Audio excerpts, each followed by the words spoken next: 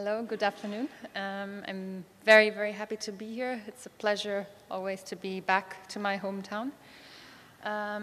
Today I will be talking also about machine learning, but since many excellent speakers before me already gave so much detail on how these architectures and networks are built, I will first of all focus on one particular example of model class where these models, machine learning technologies are extremely useful.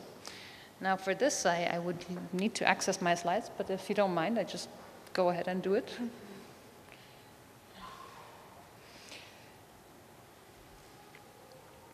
So let me see. Where do I see? Nézet. Megyesz. So my talk will be concentrated around learning rough volatility. And since I'm not entirely sure if there's many of you who are familiar with these models, I will give a little bit of a digression on rough volatility models. I have to say that much of the work that I'm presenting today is a mixture of two works. One of them is in joint collaboration with colleagues from Imperial College, and the other one is with my PhD student, Aitor Muguruza. So, rough volatility models, just a little bit of teaser for you. Rough volatility models have been around since 2014, so if you haven't heard of them, that's not very surprising because they're extremely young, but also extremely powerful model class. So we have a rough volatility website for a chronicle of new developments on this model. So if you sit down and Google it, you will see all the developments that we are keeping track of and all the papers. We're trying to maintain the website as well as possible. Now, the good thing about these models is that they repeatedly have proven to be superior to standard models in many areas. For example, volatility forecasting, with which I would like to refer back to one of the talks trying to make volatility forecast predictions. I would much recommend to try it also out with a benchmark of rough volatility, then also in option pricing and in close fits to the implied volatility surface and so on and so forth. So very many advantageous properties. But I'll let you check that. So one major ingredient of rough volatility models is relaxing the assumption of volatility increments being independent. So we introduce some kind of serial correlation between the volatility increments by which many of the standard tools that we so far have used for pricing disappear. And basically all the tools that we have left are Monte Carlo methods for the majority of these models, which are very well known to be very slow. So this creates quite a challenge if we want to use the potential prowess of these models into production. We need to tackle the challenge of speeding up calibration of these models to a level that they can actually be used by banks on the trading floors. For this, I cited three papers. One of them is Benessen, Pakkanen, and Lund. The other one is another paper by Mikko Pakkanen and his PhD student. And the last paper is one that I will briefly tell you about. This is with Antoine Jacquier with Aitor Muguruza from last year, and by myself. So this is today's talk. This is what I would like to talk to you about. Generally, the idea and the challenges of pricing of vanilla options in rough volatility models based on a very smart Monte Carlo approximation. And the second part is how to speed up calibration by means of machine learning, where I will catch up again with the main theme of this conference. So a very short digression for those who haven't heard of rough volatility models so far. Just a quick question, who has not heard of it so far? Or, yeah, one, at least one. 2, 3, 4. Okay, very good. So I'm not just doing this part of the talk in vain. Rough volatility, what does that mean? I am taking a standard Ito process model, and I'm not sure if I can take the pointer over here. So if you see the pointer right there, the volatility process where the little hand is, in a standard stochastic volatility model is just a standard Ito process, and here we replace it by a process that is rougher in terms of Hilda continuity than the paths of a standard Ito process. Hence the name rough volatility. And for more, I will refer you to the website Rough Volatility Network. Just a little bit more on this. So they are built to reproduce empirical findings of the model, of the markets. In what sense? Well, some stylized statistical facts, such as the distribution of log volatility increments being Gaussian and having a scaling property of this sort. Wow, this is moving. So this means that we can scale them up from 1 day to 4 days to 16 days and 64 days with a constant scaling factor h, which will be exactly the same thing as the roughness parameter of the model. So I will let you linger a little bit more on the details of this. I know that this must be a lot for a start. But just to give you this small and concise introduction to these models, there it is. We model the log volatility increments that you see right here by an increment of a fractional Brownian motion times some kind of constant. And fractional Brownian motion with a Hurst parameter h, this was this constant that you've seen before, and this measures exactly the smoothness or the roughness of the price paths. Also, it governs the correlation between the increments. It also governs in the same way the increment between, or the correlation between these increments over here. So this is exactly what is responsible for the loss of Markovianity that we observe in these models, and this is exactly the exciting part, what makes it fit so well to statistical and pricing observations, but also that makes it so challenging to price under these models. So price paths of rough volatility models with different Hurst parameters as it is, and I said the rest on the Rough Volatility website.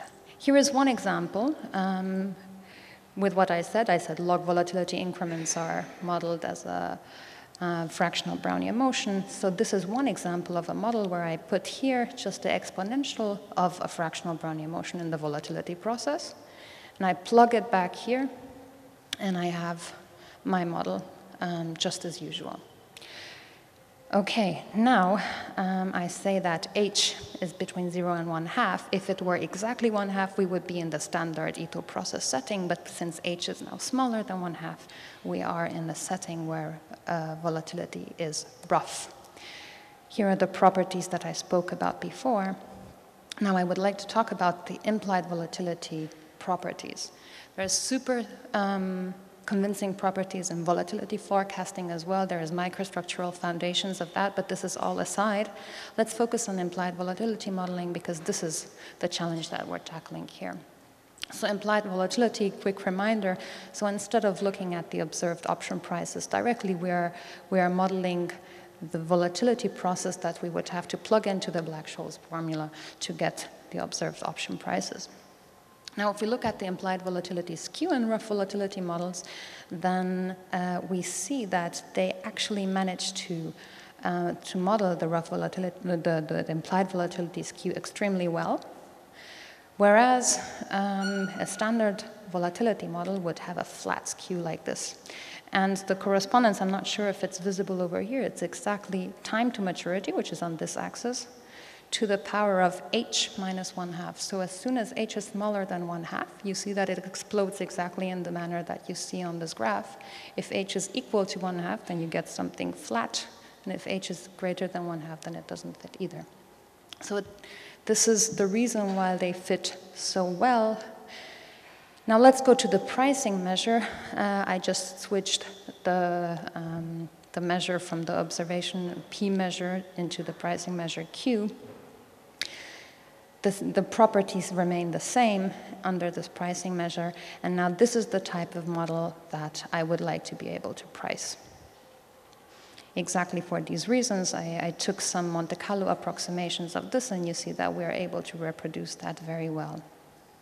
Okay, so this was the short digression just to give you an example of what is this good for. Now, pricing of these models works difficult. One way that we managed, in our general framework, we took a simple Ito process.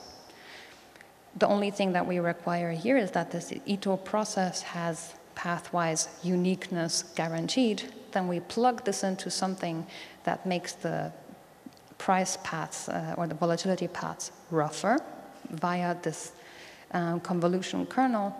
We plug that into some kind of functional, and this is exactly what we will have as our log stock price process.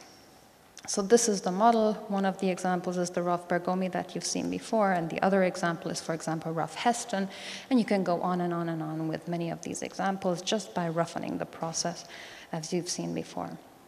So what we do is actually what you would expect to do in a difficult Monte Carlo situation: approximate the volatility process, prove a continuous mapping theorem for the roughening part, show that it also converges to exactly what you want it to converge to, so to the limiting process, and then plug that into this functional to plug it into the log stock price process.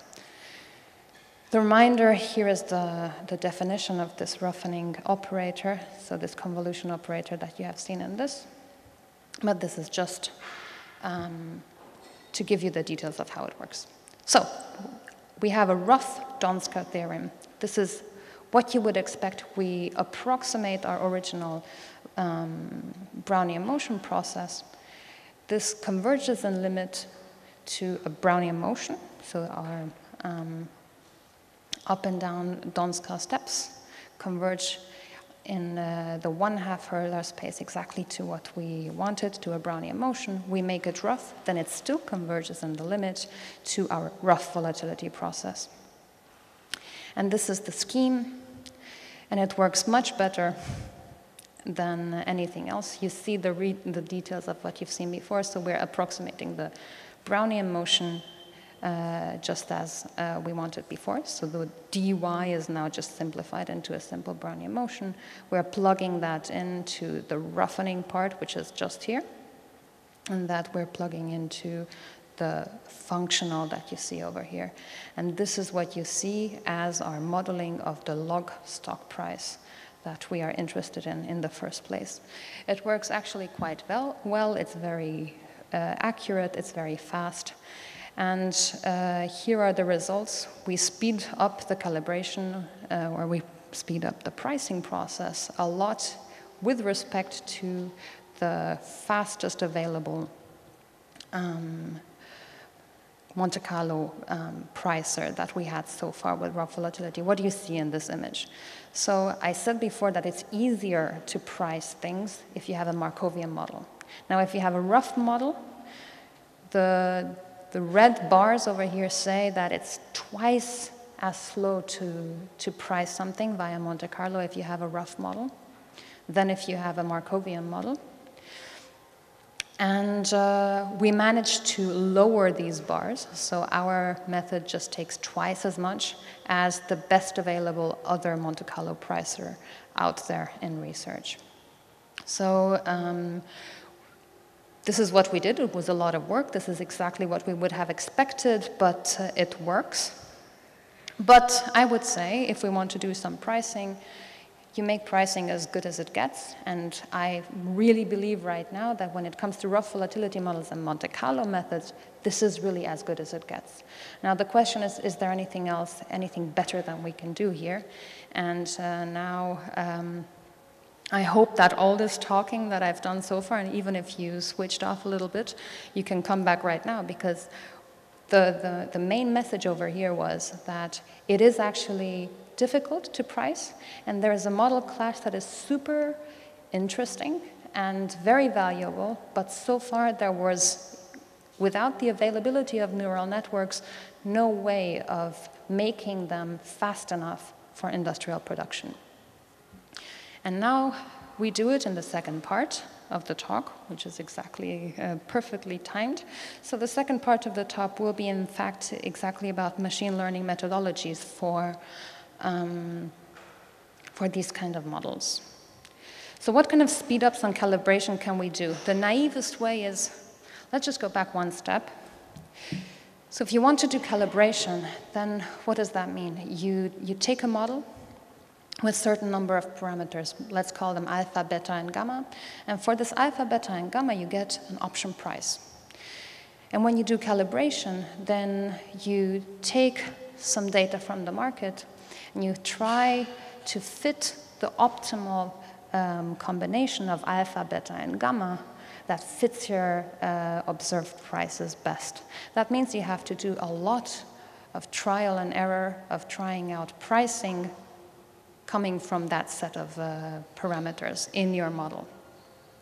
And you try, and you check the difference between what you observed in the market, and then you go back and you change your parameters again and again. In order to make this faster, well, you're better off if you just have to try out only a few parameter combinations. So to limit the number of parameter combinations until you arrive at your optimum, this is your best first guess, how to make calibration faster. So we tried this out. Of course, you can limit that, but this is still very slow. The other thing that you can do is, instead of doing calibration by Monte Carlo methodologies, meaning that for each and every pricing step you take 100,000 price path simulations, you try to understand the direct connection between model parameters, alpha, beta, gamma, and the option price surface directly. And this is what we do. So instead of doing calibration as a Monte Carlo methodology in one step, we separate two things. We separate the approximation of the implied volatility surface now as a simple deterministic function of the option parameters to the implied volatility surface. And in the second step, we do the calibration just as an optimization of a deterministic function, which is obviously by orders of magnitude faster than a calibration of a Monte Carlo surface. So this is what we do, and I have to say, the first part that you heard was a joint work with Antoine Jacquier and Aitor Muguruza, and the other one is with Aitor Muguruza, my student, and Mehdi Thomas, who now is a student at École Polytechnique. Okay, so this is what you just heard on limiting the number of optimizers, and here's what you hear now. Let me give you just a little bit more detail on how this works. So we now have what we call the generator network. This is what I described as input parameters, and it outputs implied volatility, so it approximates the model parameters to implied volatility surface map.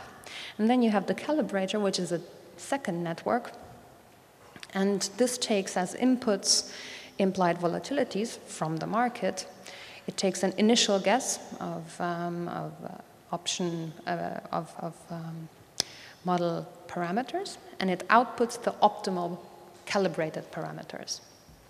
So we have actually two networks, both of them simple feed-forward neural networks with actually super simple architectures. We have just 3 hidden layers and nothing particularly difficult about them. So the number of nodes is already quite low over here. And then we have a calibrator, it's just 1 layer on top, which is separated from the approximation network. And what we see is that this approximation network, the first part, is actually crucial to speed up the calibration process. So, this is what we do. So in order to train the network, we do all these Monte Carlo simulations. So if you did not sleep in the first part of the talk, then this is a good thing, because you see this is exactly what we need to build our training set. We run a lot of Monte Carlo simulations to learn the map between model parameters and the implied volatility surface, we give it per parameter, and this is actually a very astonishingly low number, 20,000 samples only. 20,000 samples of model parameters. We build a surface for each model parameter, and this is the map that we teach it. Yes, indeed, this training is time-consuming, but this part can be done offline. So while you are running your computer at night and you're training and updating your network, this is what you can do there, while the calibration part then is a different story. That can be done online, and that only takes a couple tens of milliseconds. Becomes super fast, instantaneous, and for the entire surface at once. So this is what we do. Actually, for this, we don't do anything very smart. What we do is here, rather ad hoc. There is another work where they look at much more refined parts of the training procedure. We just sample ad hoc parameters. But the smart thing that we do is we inspire ourselves by the works of image processing. That means that we're looking at the implied volatility surface not as a set of points, but we look at it as a surface itself like an image. So that means when we train and we are tuning our hyperparameters by the same ways that you have seen before, Adam scheme, backpropagation, so on and so forth, the changes that we make at each and every node also affect the properties of the other node. And by this, we are able to learn from properties of one point in the network to the other, which makes everything a lot faster. So, and then on top comes the calibrator network, and this is the part that can be done online. This is very fast. For the entire surface, we only need a second, even in unoptimized versions. And now, of course, the evaluation of the parameters is more direct than in Monte Carlo methods because we only have a deterministic optimizer. So the trick is, instead of learning the parameters of the surface to the implied volatility surface, we just approximate this well enough. And of course, all of this relies again on the universal approximation theorem that you heard of many times already during the day. Now, a little other thought experiment that we have seen around this is that we've seen that in this way, calibrating many parameters becomes fast, which is good. So we have become greedy. So what we did is we trained several models at the same time.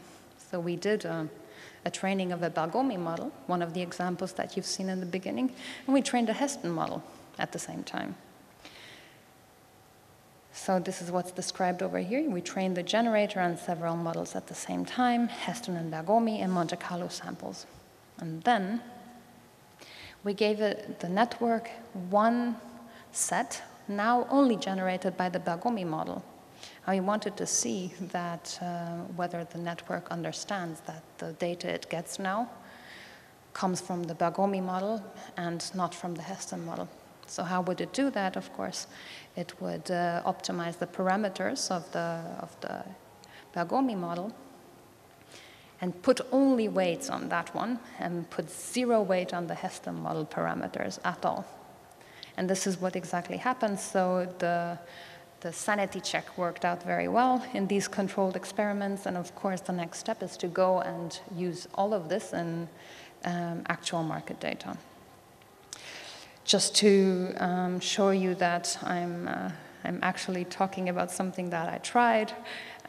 Here is an approximation experiment of the Bergomi model, where you see the implied volatility smiles at different maturities and at different log moneyness for a set of parameters,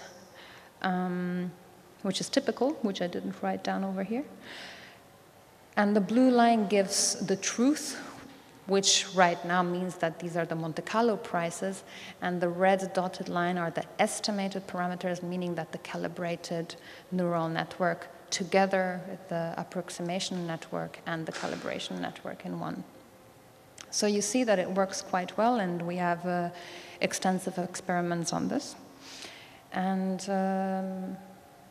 the main idea behind is once the separation of the two, and the second is understanding the whole thing as one unit, so the understanding the whole implied volatility surface not as a selection of points, but as a surface that, that has certain convexity properties as a whole. So I would like to thank you for your attention.